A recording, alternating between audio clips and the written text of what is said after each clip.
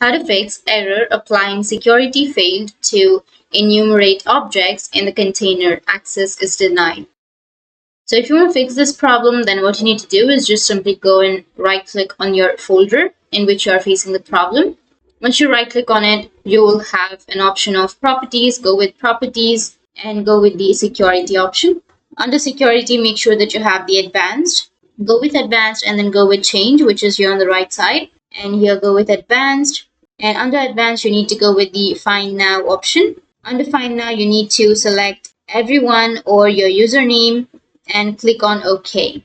So here you will have everyone and go with OK and again OK. Now I'll go with auditing and you need to check the two options, which is the replace owner on subcontainers and objects. Check this box and go and check the second box, which is on the bottom.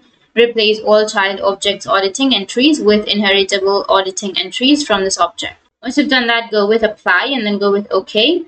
And after that, it will ask you if you want to replace. You just need to simply go with yes and your problem will be fixed. So that's it. And if you have any questions, feel free to comment below. Thanks for watching.